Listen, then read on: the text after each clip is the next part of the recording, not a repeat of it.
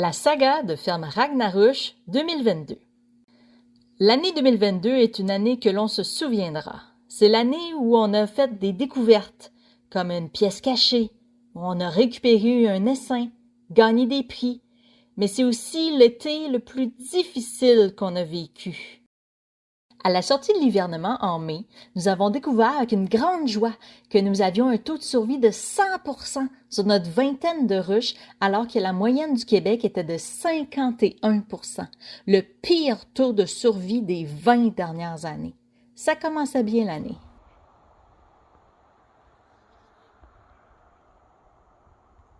Mais commençons par le commencement. Le 15 décembre 2021, nous avons acquis l'ancienne caserne située près de la 138 au 46 Élie-Rochefort à Port-Cartier, dans l'objectif de transformer le côté A en miellerie. 10 jours après être devenu propriétaire, le jour de Noël, Sébastien coupe un bout de gypse au-dessus d'une petite pièce que nous voulions détruire.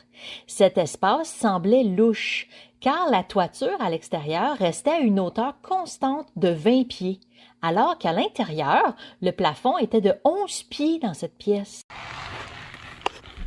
J'ai trouvé une mezzanine déjà existante.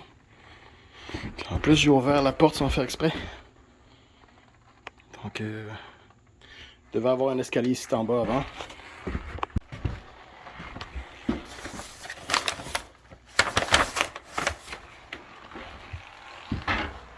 Le plancher a l'air épais. Ça a l'air d'être des beams de 2 par 10 ou 2 par 12. On va rechecker tantôt.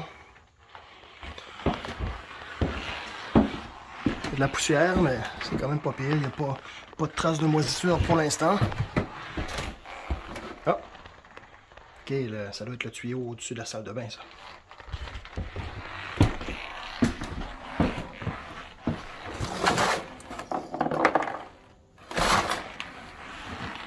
Oh, j'espère toujours trouver un trésor, mais pas grand-chose. Jamais nous ne pensions découvrir une ancienne mezzanine qui avait été condamnée par les policiers et pompiers lors de leur départ en 2006. C'était comme ouvrir un tombeau égyptien scellé depuis des milliers d'années.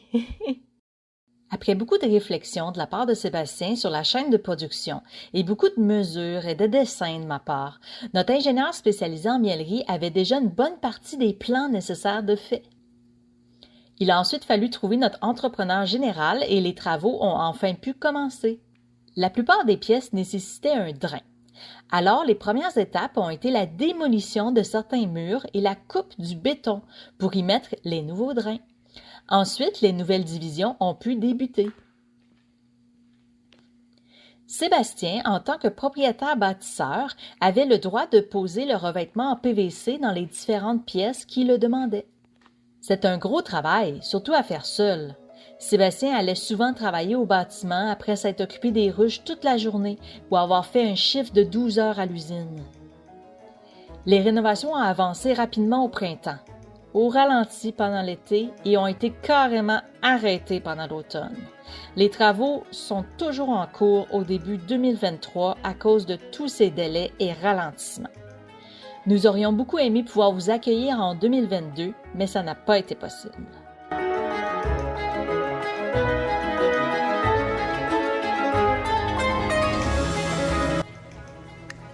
mal l'un des plus durs à installer au niveau.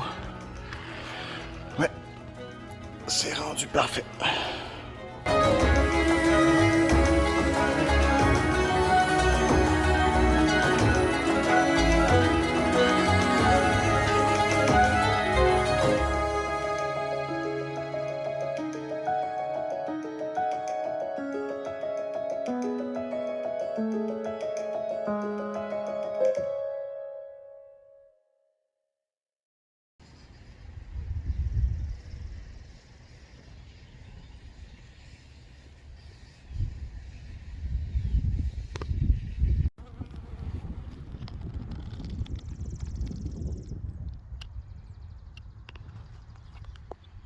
Ici, je vous montre un petit projet de recyclage que j'ai fait d'une vieille chaise qui avait été laissée au bâtiment et qui allait être jetée.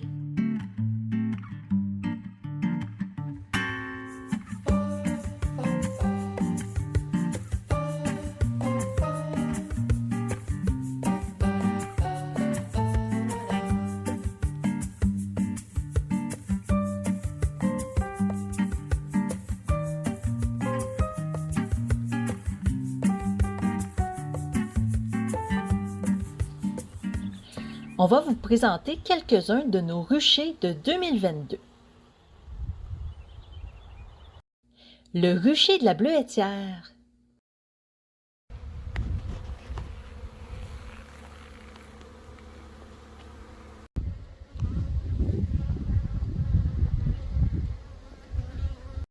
Le rucher de la Fraisière à Mario-Lefrançois. J'ai une colonie là-bas qui ne veut pas accepter de nouvelles reines. Donc, je vais utiliser la méthode de cagette piquée. C'est une méthode différente pour introduire une reine. J'ai reçu une reine avec quelques ouvrières dans une petite cagette d'expédition. Et puis, je vais ouvrir une de ces petites portes ici. Il y a 2 portes. Une là et une avec un bouchon bonbon. La reine va pouvoir sortir et commencer à pondre dans les alvéoles qui sont libres et disponibles ici. Idéalement, ça aurait pris du vieux couvain sur le point d'éclore pour l'assister puis partager ses phéromones, mais présentement, je n'ai pas pris de cadre comme ça. Et puis les abeilles qui vont être présentes dans la colonie vont pouvoir grignoter le bonbon de cette porte-là tranquillement. Et puis le temps qu'elle ponde, la reine va avoir propagé beaucoup de ses phéromones. Elle va avoir plus de chances de se faire accepter.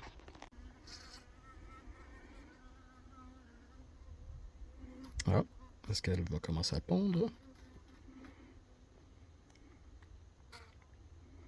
Oui, c'est des belles alvéoles.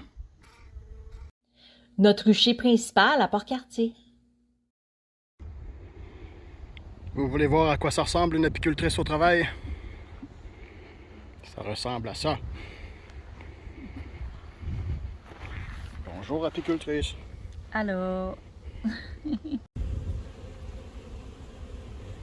Ici, on voit 2 abeilles qui font un échange qu'on appelle la trophalaxie. Soit qu'elles se nourrissent, soit qu'elles se partagent de l'eau pour déshumidifier le nectar qu'elles ont dans leur jabot. Et puis, on peut voir la cire est fraîchement étirée sur ce cadre-là et elle est pleine d'œufs.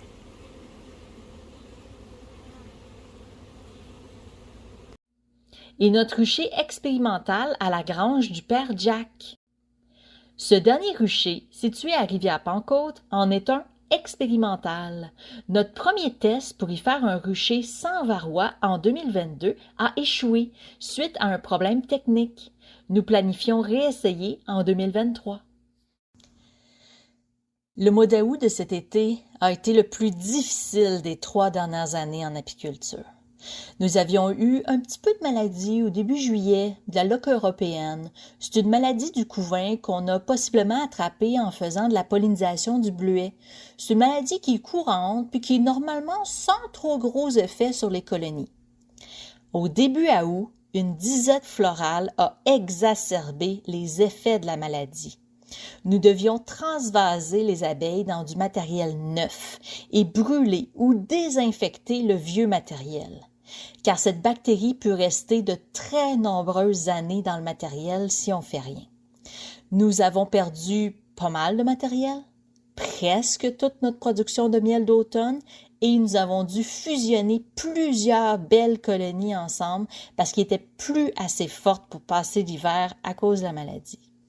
Ça nous a donné un très gros coup dur au moral et beaucoup de travail supplémentaire au moment de l'année où nous étions déjà très occupés avec la préparation de l'hivernage des ruches, la paperasse infinie à produire, les rénovations du bâtiment. C'était très dur pour nous. Le docteur de Sébastien voulait l'arrêter pour un burn-out, mais on ne peut pas arrêter quand on travaille avec du vivant. Alors il a fallu faire avec. On n'avait pas l'intention d'abandonner, même si on était exténué.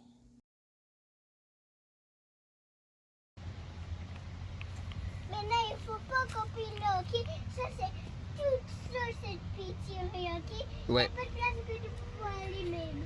Je vais faire attention. Ça arrive assez régulièrement que les gens nous contactent pour récupérer des abeilles. Mais dans 100% des cas, c'est un nid de guêpes. Sauf pour la première fois cette année en août. On nous a contactés pour une véritable colonie d'abeilles qui s'était installée près de l'atelier d'entretien des wagons chez ArcelorMittal. Un essaim d'abeilles domestiques, ça apparaît pas comme ça. Il provenait nécessairement d'une ruche à proximité et ça venait pas de nos ruches à nous. C'est une des raisons pourquoi on dit qu'il ne faut jamais avoir de ruche sans une formation professionnelle. Avoir des ruches, c'est pas un petit passe-temps qu'on peut apprendre par soi-même sur le tas. Non seulement il y a un risque pour les abeilles, mais aussi pour toutes les abeilles à 20 km autour de ces ruches illégales, car elles peuvent propager des maladies et faire des essaims comme celui-ci, qui aurait pu être très dangereux pour les travailleurs. La colonie était bien installée, depuis quelques semaines probablement, à voir la quantité de cire qu'elles avaient produite. Il a fallu essayer de trouver la reine en premier. Si Sébastien la trouvait, il pouvait l'enfermer dans une cagette dans la nouvelle ruche pour essayer d'inciter le reste de la colonie à suivre. On a quand même été chanceux que les abeilles choisissent cet endroit assez accessible. Si ça avait été sous de la machinerie, derrière un mur de tôle, ça aurait été tout autre chose. Popala, ma petite reine, t'es rendue où? Si tu veux continuer à rester ici, il va falloir que tu sois syndiqué, là. Il est peut-être rendu de l'autre côté. Sébastien était tellement décontenancé d'aller chercher un vrai essaim pour la première fois qu'il a oublié d'amener des gants d'apiculteur. Il s'est donc fait piquer plusieurs dizaines de fois. Mais il n'a pas abandonné. Cette colonie était vouée à une mort certaine sans notre intervention, car les abeilles domestiques ne peuvent pas passer l'hiver sans aide sous nos latitudes.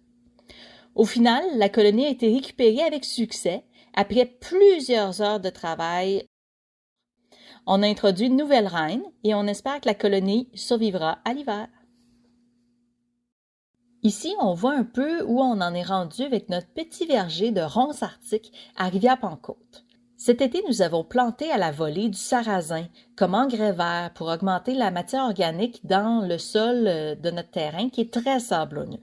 L'équipe du CETFOB a ensuite préparé le sol, disposé le paillis et planté les 800 nouveaux plants de ronces arctiques.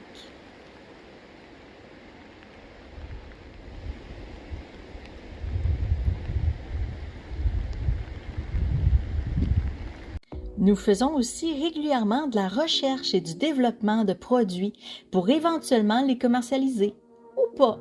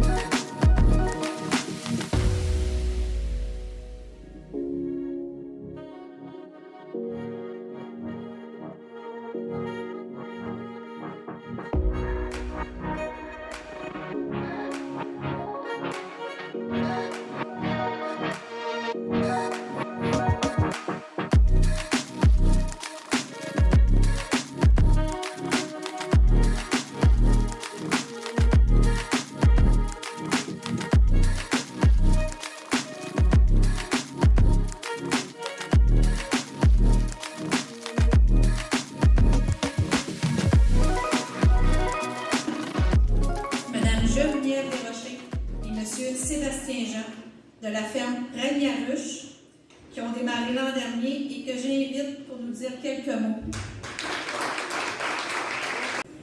Les abeilles, c'est le premier projet de Sébastien que je trouvais un petit peu moins fou.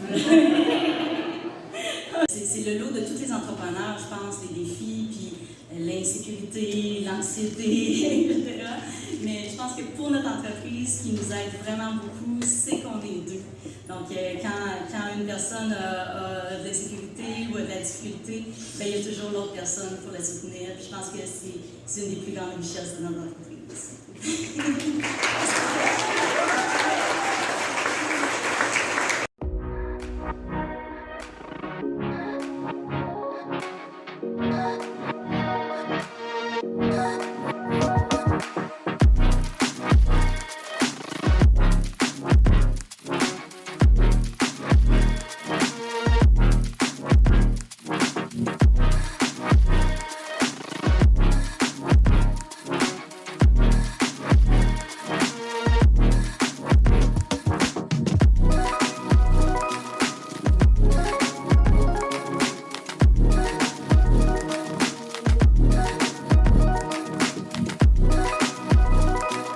pense que ces événements-là sont extrêmement importants pour la célébration de l'entrepreneuriat. C'est ça, le gagnant du Grand Prix Volley Entrepreneur. Je vais pas faire comme Ginette.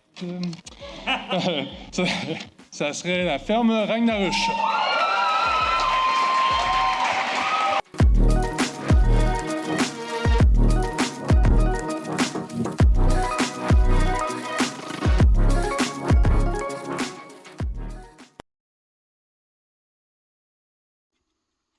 Alors, c'était le récapitulatif 2022 de Ferme Ragnarush. J'espère que vous avez apprécié. Merci beaucoup de nous suivre et de continuer à nous encourager et à l'année prochaine.